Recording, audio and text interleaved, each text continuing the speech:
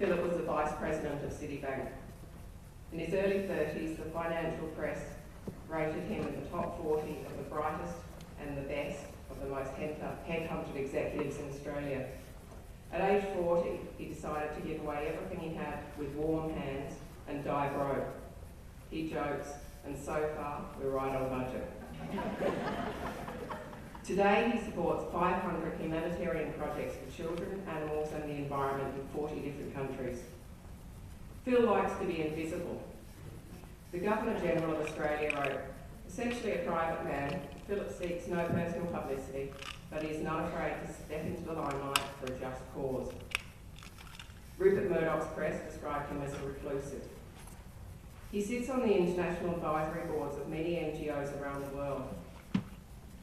In 2005, he received the Australian Humanitarian Award. Also in 2005, he received the Order of Australia. In 2007, on Australia Day, he received the award Australian of the Year Victoria. I reckon it's time he was the Australian of the Year for the whole of Australia. In 2012, he was made an honorary fellow of the Oxford Centre of Animal Ethics. Ladies and gentlemen, please make him feel very welcome, Mr. Phillip Wollen.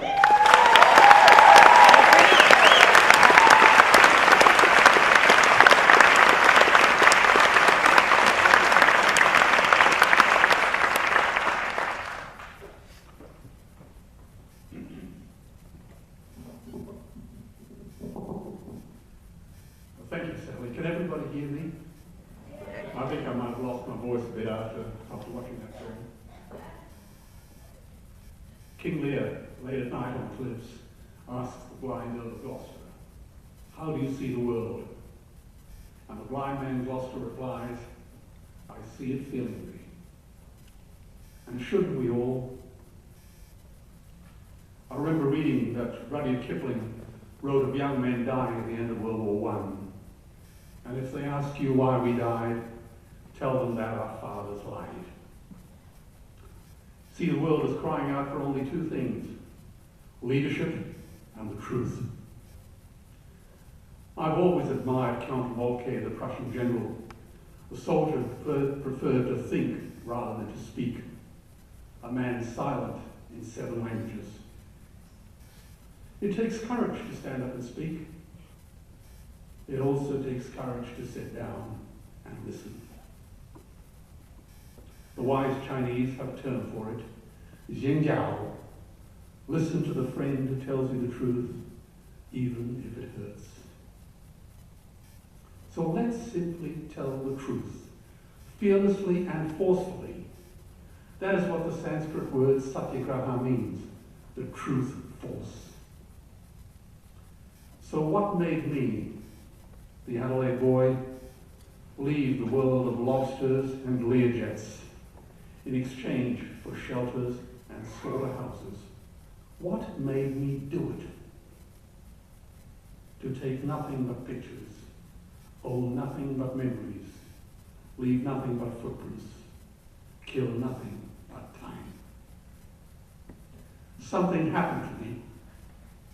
I had been to Dante's Inferno, but unlike Dante, I did not have Beatrice for my love, nor Virgil for my guide. You see, I heard the screams of my dying father as his body was ravaged by the cancers that killed him. And I realized I'd heard those screams before. In the slaughterhouse, on the cattle ships to the Middle East, and a dying mother whale as a Japanese harpoon explodes in her brain as she calls out to her calf. Their cries were the cries of my father. And I discovered that when we suffer as equals. And in their capacity to suffer, a dog is a pig, is a bear, is a boy. And I watched your faces during that movie, and a thought went through my mind of the Greek poet Horace. Change only the name, and my story is also about you. Now, they say that Americans go to war to learn about geography. Well, I found a better way.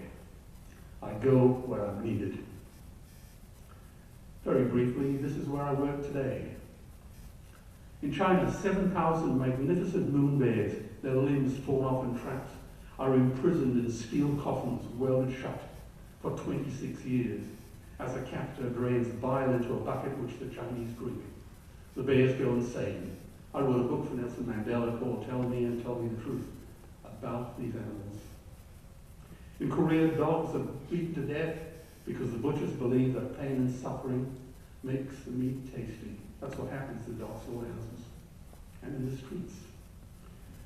In South Africa, 5,000 tame orphan lions are drugged and killed with guns, spears, or torn apart by hunting dogs, and they call it sport. In Canada, 300,000 baby seal pups are clubbed and skinned alive on the ice, their tiny hearts still beating. In Australia, our animals are sent on death ships to the Middle East where their eyes are stabbed out and their tendons are slashed. And we treat the ocean today as our private pantry and as a public toilet. The Pacific Gyre now is so full of plastic, junk, and human feces, it has created a floating footprint bigger than India. Dolphins and whales are stabbed to death in the shallows of Denmark and Japan. Huge, huge bays are blood red. And just tonight, I would like you, when you go home, to spare a thought for our wonderful, brave, courageous crew on our ships at Sea Shepherd who are fighting the Japanese.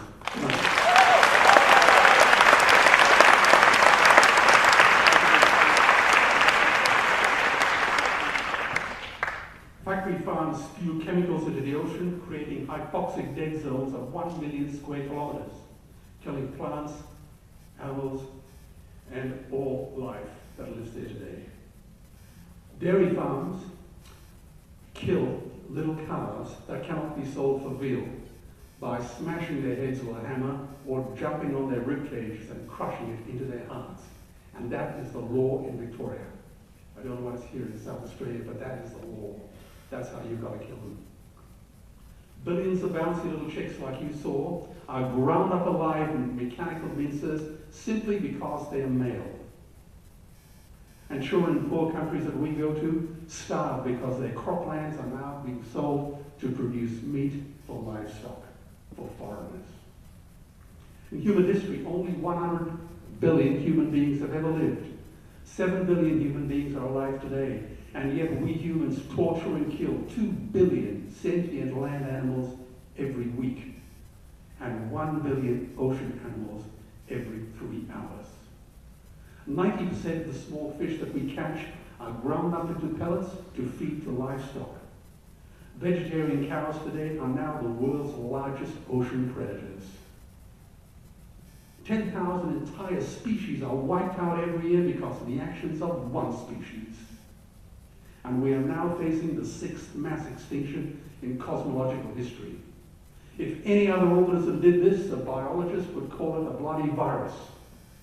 It is a crime of unimaginable proportions.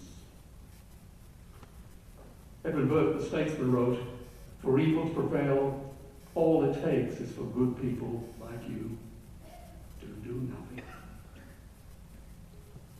And Victor Hugo wrote that there is nothing more powerful than an idea whose time has come. Well, let me tell you today, animal rights is now the greatest social justice issue since the abolition of slavery. That is a fact. We are on the right side of history. Happily, the world is changing. 10 years ago, Twitter was a bird sound.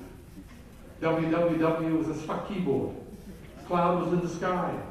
Skype was a typo. 3G was a parking space. Google was a baby's birth. And Al-Qaeda was my plumber. The anthropologist Margaret Mead said, "Never doubt that a few committed individuals can change the world. Indeed, that is the only thing that ever has." Well, there are only 13 million Jews in the world, and yet they play such a vibrant role in international affairs and the number of Nobel Prizes they win. Tibet's population is only 3 million, but who hasn't heard of the plight of the Tibetan under the boot of Beijing? But there are over 600 million vegetarians in the world, and that is bigger than the United States, England, France, Germany, Canada, Italy, Spain, Australia, New Zealand, all put together. If we were one nation, we would be bigger than the 27 nations of the European Union. And despite this massive, massive demographic footprint, we are still drowned out by the walkers, hunt and shoot and kill and cartels who believe that violence is the answer when it should not even be a question. Interestingly enough, by following our model, the farmers are the ones with the most to gain.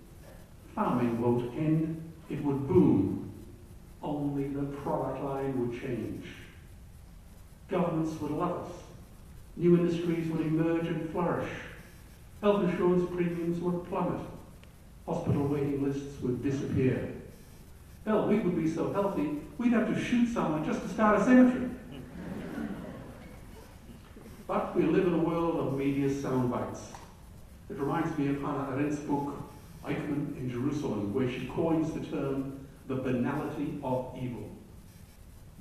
This is how a deceitful journalist twisted my innocent words at the Australian Review Awards in Canberra. Mr. Wollen, surprised a man of your standing, would say that meat is murder, a little old lady with a budget gown is offending God, livestock production is unethical, there will be no peace until we stop killing animals, industry is unattractive, animals are like human children. Can't you see how offensive that is to our rural audience? Well, this was my diplomatic counterpunch. Well, you certainly bludgeoned the English language to death, but if you're going to quote me, try doing it honestly. I did say a robin redbreast in a cage puts all heaven in a rage. But that came from William Blake in Auguries of Innocence. And by the way, it's Prophet Muhammad, peace be upon him, who said, a sparrow does not fall from the sky without Allah knowing. And yes, I did say the commandment, thou shalt not kill, applies to the murder of any living being. It was inscribed on the human breast long before it was proclaimed from Mount Sinai. But actually, that was Leo Tolstoy. And yes, I admit, I did say the roots of cruelty are not strong, just widespread. But a time will come when inhumanity, protected by custom, will succumb to humanity championed by thought. A man is ethical only when all life is sacred to him. But actually, that was Albert Schweitzer, winner of the Nobel Peace Prize. And yes, I did say, as long as we kill animals, there will never be peace in the world. It is only one step to the concentration camps of Hitler and Stalin. There will be no justice as long as man will stand with a knife and destroy those who are weaker than him. But that was Isaac Singer, who received the Nobel Prize in Literature. And yes, I admit I did have something to say about animals and children. The wolf will lie down with the lamb, the leopard with the young goat, the young lion with the young ones of the herd, and a little child will lead them. But that was actually the prophet Isaiah. And no, I didn't see anything at all about greed and ambition. That wasn't me, that was Jesus. Behold the birds of the air and the lilies of the field. King Solomon in all his glory was not arrayed as one of these. And for good measure he threw in a left hook and an uppercut. Whatever you do to the least of these, my brethren, you did it to me. So are you, as a journalist, suggesting that your rural audience is offended by Nobel Prize winners and the prophets, or should I just go home and burn my books? I seem to recall that was a strategy favored by Pol Pot. Well, the journalist was speechless, and he attacked me for being a radical. Ladies and gentlemen, believe me, we need another radical Copernicus or Galileo to remind us that we are not the center of the universe.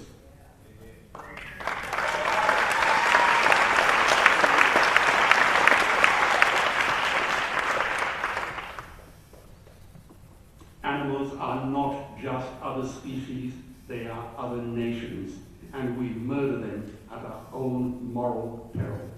Put that in the bank. One of my favorite historians is Barbara Tuchman, and she defined folly as acting against our own best interests. That's folly. Well, let's test the folly of our own food. We spend billions each year to stop cows releasing greenhouse gases so we can eat cows. And let's remember, methane is 24 times at least more potent than CO2. Zoonotic diseases from factory farms now threaten the pandemic to rival the Black Death, which wiped out half of Europe. And human health is at risk. In only 12 years' time, 80% of Australians will be overweight or obese. 12 years, 80%. And Medicare has bankrupted the once powerful United States. They will need $8 trillion invested in treasury bills just to pay the interest, and they have precisely zero. They could shut down every school, university, Army, Navy, Air Force, Marines, Homeland Security, CIA and FBI, and they still will not have enough money to fund their long-term Medicare liabilities. Now, I'm sure most of you know that water is the new oil. Nations will soon be going to war for it. Underground aquifers that took millions of years to fill are now running dry.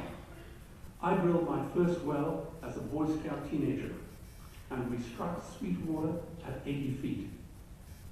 Today, at an orphanage we built near Bangalore, we are at 800 feet and we're sucking mud. In China, at 3,000 feet, the drill head is still drying. You will all be outraged if 10 jumbo jets crash every day with no survivors. Well, the same number of children die every day due to water-related diseases. The mighty Colorado River, the Rio Grande, and the Yellow Rivers no longer reach the sea, sucked dry by the meat and dairy industry. And it gets worse. In 10 years' time, we will need another 100 Colorado rivers to feed the increased population. So why do I tell you this? Because it takes 50,000 liters of water to produce 1 kilo of beef. It takes 1,000 liters of water to produce 1 liter of milk, where a farmer would be lucky to get 30 cents for it. What a preposterously stupid industry. Today, 1 billion people are hungry. 20 million people will die this year from malnutrition. Cutting meat by only 10% will feed 100 million people, and eliminating meat will end malnutrition forever. And food prices are skyrocketing. In the United States, corn prices have gone up 50% in the past 5 weeks. It used to cost me for 5 rice $197 US a ton for my projects in Asia. And it then went up to $1,015 a ton. A 5-fold increase in 5 months. And when we travel around the world, we see that these poor countries sell their grain to the West for hard currency, whilst their own children starve in their arms. And the West feeds it to livestock. So we can eat a steak? Am I the only one in this room who thinks this is a crime? Every morsel of meat we eat is slapping the tear-stained face of a hungry child. When I look into her eyes, do I remain silent?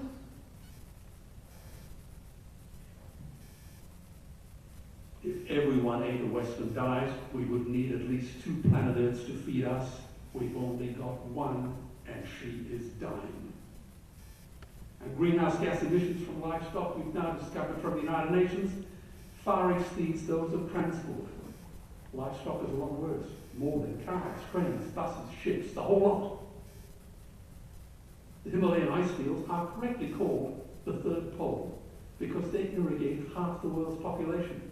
So the Ganges, Indus, Brahmaputra, the Yellow River, the Yangtze, the Mekong, the Irrawaddy, and these icebergs are melting fast. I delivered a keynote speech to 2,000 wealthy Indian entrepreneurs in New Delhi, including Amartya Sen, who had recently won India's first gold medal, Nobel Prize, I beg your pardon, in economics. And a few weeks later, I had lunch with Muhammad Yunus after he'd won the Nobel Peace Prize. And I told him that all the good that he had done would vanish when Bangladesh drowned. And everyone agreed. It is so obvious to everyone who is educated, except the powers that be in government. And we freak out here when 1,000 refugees land on our shores. Imagine greenhouse gas emissions driven by the livestock industry reaching 500 parts per million, or a 4-degree temperature rise, creating 100 million eco-refugees. This calamity will reshape the geopolitical landscape forever. Believe me, the earth can produce enough food for everyone's need, but not enough for everyone's greed. We are facing the perfect storm. If any nation had developed weapons that could wreak such havoc on the planet, we would be legally entitled to launch a preemptive military strike and bomb it back into the Bronze Age. But we can't, because it is not a rogue state. It's an industry. Meat. The good news is we don't have to bomb it. We can just stop buying it. But George Bush was wrong. The axis of evil does not run through Iraq, Iran, or North Korea. It runs through our dining tables. Weapons of mass destruction are our knives and forks. Dostoevsky asks in The Brothers Karamazov, is all the wealth in the world worth the suffering of a single child? And he answers an emphatic no. Now, I've addressed the United Nations and the World Parliament of Religions, and I've often said, the peace map is drawn on a menu. Peace is not just the absence of war, it is the presence of justice. It is the presence of justice, not just for human beings. Martin Luther King said, cowardice asks the question, is it safe? Expediency asks the question, is it polite? Vanity asks the question, is it popular? But conscience asks the question, is it right? Social justice must be blind to race, color, religion, and to species. If it is not blind, it will be used as a weapon of terror. And tonight, there is unimaginable terror in those ghastly Guantanamos we call slaughterhouses. If anyone doubts my word, I'm funding the Earthlings trilogy. Watch Earthlings. Watch Earthlings. Once. And I speak to audiences all around the world, and they are all good, caring, decent people, just like you. And they all want to change the world. As long as they don't have to change themselves. But life does not work that way. First we change in our hearts, and then the world follows. True leaders must face their own demons courageously. Martin Niemöller, the German priest, philosopher, and U-boat captain, spent 8 years in prison for condemning German intellectuals for being cowards. He wrote, when the Nazis came for the communists, I remained silent. I was not a communist. When they locked up the Democrats, I remained silent. I was not a Democrat. When they came for the trade unionists, I did not speak out. I was not a trade unionist. When they came for the Jews, I remained silent. I was not a Jew. And then they came for me, and there was no one left to speak out. Men and women of integrity must speak out and act courageously. Is it not better to light a candle than to curse the darkness? All the darkness in the world cannot put out the light of a single candle. You see, I believe another world is possible. And on a quiet night, I can actually hear her breathing. I know it will be difficult, but do it anyway. If it was easy, someone else would have got the job. And always remember my hero Gandhi's words. First they ignore you, then they laugh at you, then they fight you, and then you win. The last sentence of Scott Fitzgerald's book, The Great Gatsby, reads, "So we beat on, boats against the tide, drawn back ceaselessly into the past." I ask you, are we to live forever in a sick, smug, and cruel past? Let's not relive history, let's make history, because that is what leaders do. They make history. Our animal cousins have survived millions of years on this planet, right through our evolution, and they have earned the right to share it with us in peace. They have waited long enough. The brutes and the bullies have been Goliath, but David is coming. Maybe he's in this room. Maybe he is one of you. And if not you, who? And if not now, when? Thank you all for coming.